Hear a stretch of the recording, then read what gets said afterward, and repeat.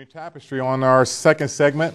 We got a great second segment prepared for you and ready to go. Yes, but first, you know, as we always do with our Community Tapestry, we want to be able to highlight great kids that are doing great things in our community, as always. You know, because so often we don't get to see the great things that they're doing. We see some of the poor choices, that they make, but we want to see the great things that they're doing. And there's great things that happen every single day. Every single day. So we want to make sure that we highlight those kids that are doing great things. And before we even show you our child of the week or the month, we want to make sure that you have the opportunity to have your kid on our program to show or your young person on our program about telling us about the great things that they are doing. And you can do that by sending that information to my email address at nabell@columbus.gov. That's nabell@columbus.gov. Now, our kid caught in the act of doing something great is LaCartier Sunderland. She's 7 years old. She's a future writer and journalist, and she's at Scottwood Elementary in the 2nd grade. So we want to give a big shout out to LaCartier Sunderland of Scottwood Elementary in the 2nd grade, doing a great job there, and we look forward to reading some of her books and journals in the coming years. And isn't she precious? Just oh my precious, goodness. Just precious. So we like to, we'll see her very soon. I'm sure maybe she might be taking my place right here. You know? You never know. Happen. You never know.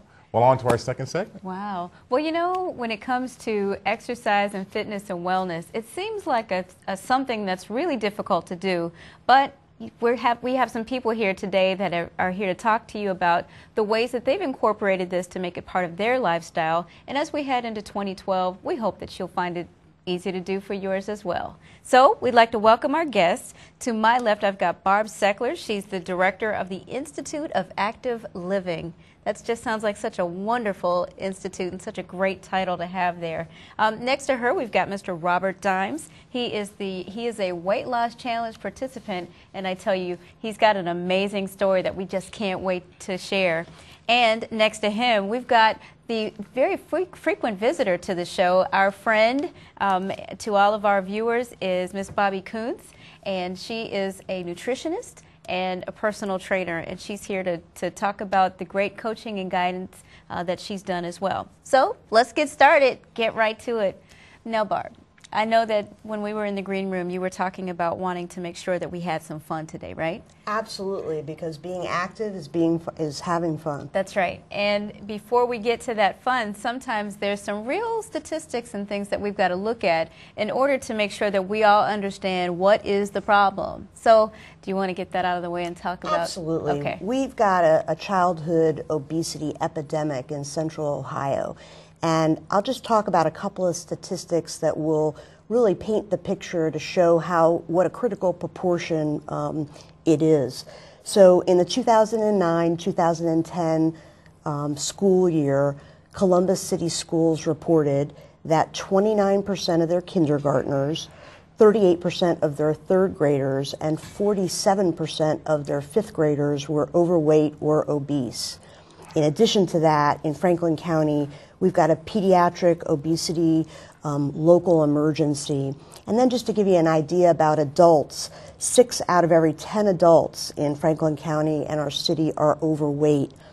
The consequence of these kinds of statistics, which are not just a Central Ohio issue, but an issue all throughout our country, really hits home when you think about parents and kids. So I've got a 3.5-year-old child who's very, very important to me, very close to my family. Her name is Emerson Kidd. And today, for the first time in our lifetime, children's life expectancy is expected to be shorter than that of our parents. And so when I think of Emmy at 3.5, and I think that it's predicted that she won't live as long as her parents, it really hits home. The last thing I would say is that diabetes is a really big issue and chronic disease in Columbus. 86,000 of our residents have it and have been diagnosed, and the rate is almost twice as high among blacks as it is whites. And it's certainly a disease that can be, in some cases, it's a disease that can be controlled with diet and exercise. Absolutely. Not in all, but at least in some. Absolutely. And in Columbus Public Health, what we do is really try to attack the 2 big risk factors, which are poor nutrition and lack of physical activity. So we can talk about the kinds of things that Columbus Public Health is doing to address this issue head on. I'll just mention one real quick one to start, and then we can, talk about more. So here is a picture of a 9-inch plate. It's a picture that, without a lot of numbers and lists of food, shows you very clearly about portion control. Half the plate is vegetables, a quarter of the plate is your proteins. Your proteins, and the other quarter is starch. Our Healthy Children, Healthy Weights program, which is part of our obesity prevention team, gives out resources like this to child care centers so that our very youngest kids from 0 to 5 are learning at the earliest age what's good to eat, what kind of menus that they should have, and the parents are learning right along with them. Now that is amazing. Now speaking of what's good to eat, Bobbie, as a nutritionist, tell us about what's good to eat and how you're helping people transform through your nutrition and through exercise. We first start off, we look at the plate, love that visual right there, but we're looking at the balance, right? The body needs carbs, protein, fats, and when you hear the word fat, people want to, kind of boo it down, basically. However, we all know that we have to have the good fats and where those sources are, which is our fish and omega-3s, obviously,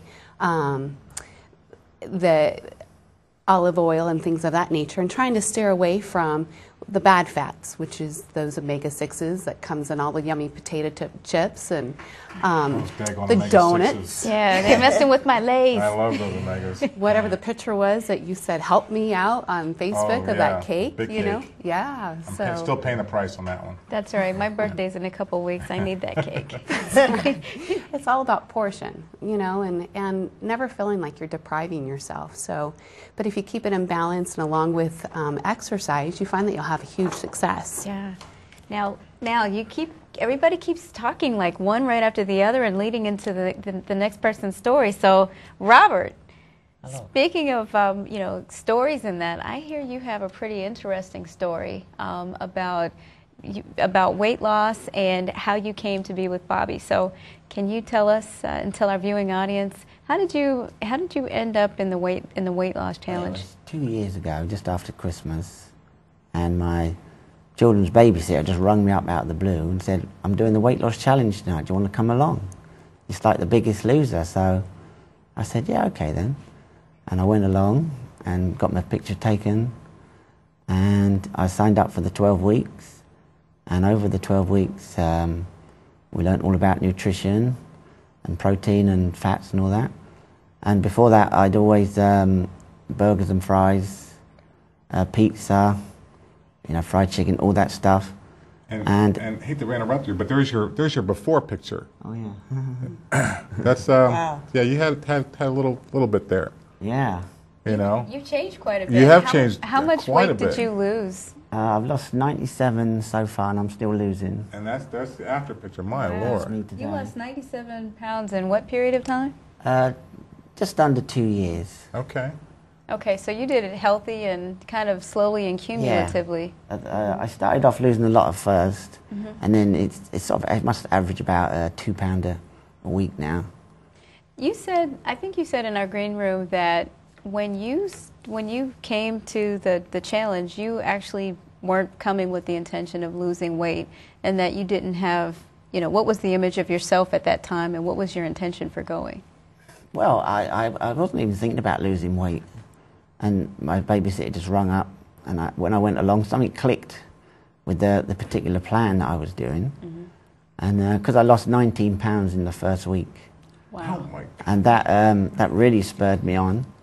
And then I won. I came third in this particular, and I won $175. Wow. So that helped as well. So little incentives along the way.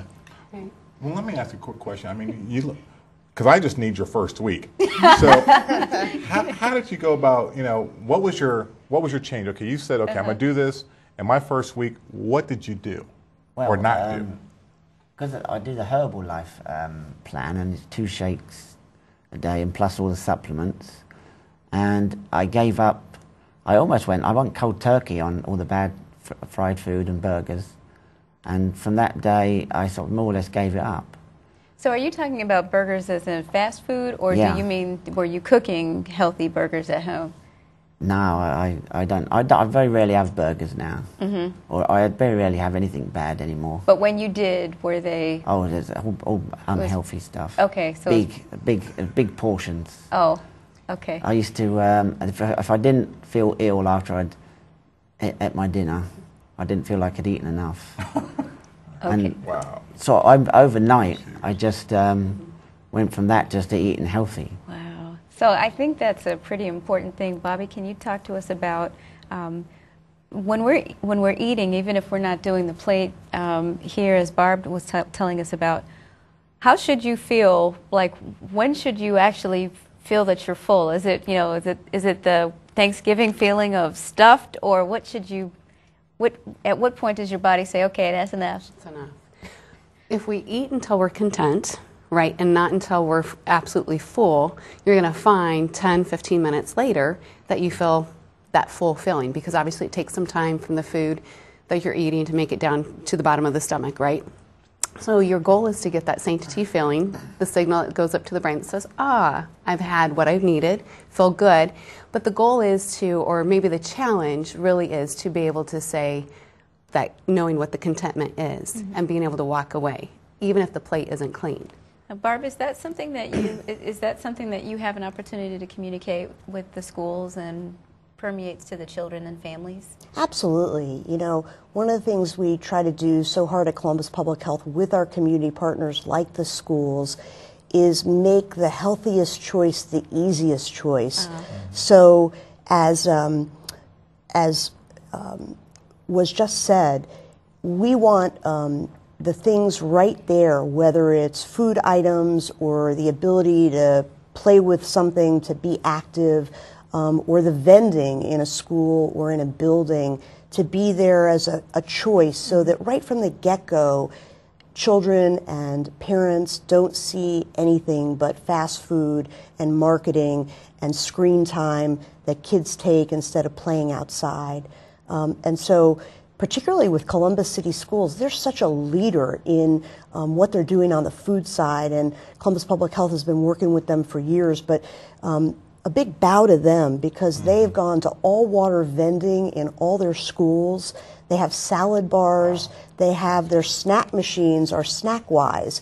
So there are very few of the so-called red snacks that are the ones that you want, like the Snickers bar, but there are a lot more of the yellow and then the green snacks that the kids are really enjoying, that are much better for them, but fill that need to have, a snack during the day and feel satisfied. I'm so glad that you said that, because I was literally going to ask that as the next question, because you think about being healthy and says, well, why aren't the school systems getting rid of all that pop that's in there, because that's just calories right off the way. And then also, you talk about placement, and I'm not sure if it was Columbus City but I saw on the news in regards to what's at the register even. What do you see around the register as far as placement of the food? And they were looking at doing healthy food around even the register. Absolutely. So at the point of purchase, that's what we want. We want some healthier choices out there. So many restaurants are beginning to do that. We've got a Healthier Choices initiative that's voluntary for sort of the small restaurants, small businesses in Columbus, to encourage them to do that with the city's help and with Ohio State's help, where we really look at some of their menu items and then get them to promote them because they taste great and they're healthier, and people can see them right up front instead of seeing the triple, quadruple burger of the day that is so tempting to all of us, especially along with those fries. Especially when I'm craving the fats. And make sure you get your question in at 645-6557. That's 645-6557. If you have some healthy choices or questions that you want to ask. So, Robert, do you want to give us any advice? Because I'm sure that it's cliche for someone to say, if I can do it, anyone can. But I don't know about anybody else, but that never motivates me. But what other advice would you want to give to people who might be considering weight loss or healthier lifestyle? And even, I think earlier you said that you didn't see yourself as being heavy. No. I only when I walk past shop windows and I look and I say, who's that fat person? And it was me. And So I didn't really see myself as big. But I would say join like a weight loss challenge club or Weight Watchers, anything like that, where you go every week and you're with a load of people, you're all doing it together. And if you have to get weighed, it makes you accountable. So you might think twice about eating something bad that particular week. So go at it with someone and Yeah. with the group instead of going it alone. Yeah. Bobbie, I remember you just beaming with joy and pride about Robert's progress. Do you want to tell us the key things that you remember about him and his journey?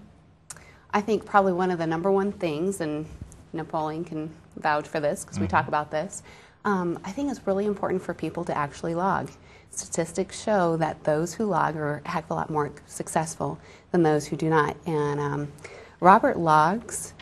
I don't know that he logs faithfully today, but definitely in the beginning, and his beginning of part of his journey, most of us are in denial with what we are consuming. And at the end of the day, a bite of this and a bite of that, maybe it's a handful of the pretzels, the Hershey Kiss here and there. And at the end of the day, you've kind of forgotten those little bits, but they count, obviously, and they add up. You know, Robert did well with having his small meals and snacks throughout the day.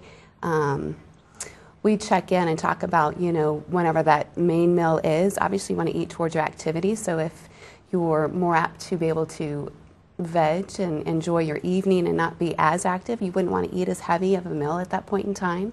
But, you know, having the colors, because the colors are vital to the organs, obviously, and just overall good health.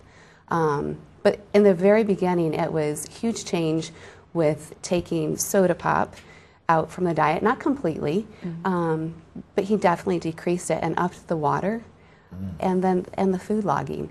And what's neat about Robert is that, again, hearing his story of not realizing that he was overweight and the pressure that that's putting on his heart, he was not exercising, so he started off with losing weight without exercising, but since then has joined the MIT, the Marathon and Training Program, and has trained and ran half marathons. He's actually trained for the full marathon, and the group that he trained with was running during the time that he was on vacation, but he still trained with them. And I don't know any other person that has ever trained just because and not actually go on through it. Can we get another shot? I'd love to get another shot of the pictures of Robert before and after. If we can get those loaded while we continue the conversation for just a bit. Because I've got a question. You know, you talk about the weight loss challenge. What exactly is, explain that to our viewing audience about that weight loss challenge. The weight loss challenge is all educational piece. So we do talk about exercise, but we don't physically exercise. Through Turning Point Fitness, it's where I hold it through my nutrition club there. I offer an exercise program prior to it for those who would like it. It's called the Last Chance Workout. Wow. And that's Robert before? That's Robert before. And we can go to Robert after. Wow. Once again, just incredible. So you're amazing. And he stayed the course for 2 years. He's done this for 2 years and has decided that he probably needs that accountability. Each week is the educational piece where we talk about something new. And we have fun and games, make it exciting, and how can I make this happen for me for this week? But when you're with a group of people, maybe what I say is not going to click to you, but what someone else next to you shared with you of their experience for the week made you go, oh, wow, that's why that's important, or that's why I need to do this. You know, so it's just been a neat thing, a neat journey for him to actually just walk along and see it step by step. But the fact of the matter of losing 97 pounds without diet pills, without surgery is huge, huge. And real quick, you talk about the surgery and diet pills. I mean, good thing, bad thing. What's your feelings on that? And I'll also ask Director Seckler. Nice. We're not trying to stick you, I promise. Right. Well, again, it's my opinion, but I believe that you need to do things naturally. When you're putting all these chemical-based things into your body, and it's chemicals, if it's not natural, it's not coming from a pharmaceutically tested product type thing, eventually it can lead to unhealthy issues throughout the body. Surgeries, again, honestly, I think that people can do it. They have to change. Do we have some issues? Do we have support groups that's needed and be part of, absolutely. There are people out there that I can't understand. I've never walked it. It's just amazing the things that they go through or why they choose to eat, but knowing what triggers those behaviors is very important, and being able to face that. So I can't say that surgery is definitely never an option for people, but I honestly think that if you're around the right people and the right knowledge, that you can make those changes. And it's not easy. Unfortunately, we are so quick to throw in the towel, and we have to persevere through it. Exactly. Barb, your thoughts? Well, I would leave it to physicians to comment Right. on the benefits, the pros and cons of the surgery. But I definitely agree that prevention is such a positive way, and people like Robert, it's one person and one family at a time that can help us reverse this trend in obesity. And there are so many ways to do it. There's so many great resources and information out there. GetActiveColumbus.com is one where you can find all kinds of ways to find recipes and good ways to eat and work out in your own neighborhood by plugging in your zip code and looking at the activities and playing for free right where you live. It's important that those are safe places, and so we focus on that a lot. But prevention is the way, and incrementally we're working really hard to do it across communities so that it goes from the workplaces and the schools to the community and the healthcare settings. So, you know, obesity prevention is what we focus on, and we think that we have been successful with many people. We have a long way to go because it's going to take all of us, all the organizations in the city, our faith-based community, our residents, Columbus Public Health and its partners to make it happen. Exactly. Well, you know, speaking of all that and individuals, you know, we got to talk about, you know, I'm fighting the fluff.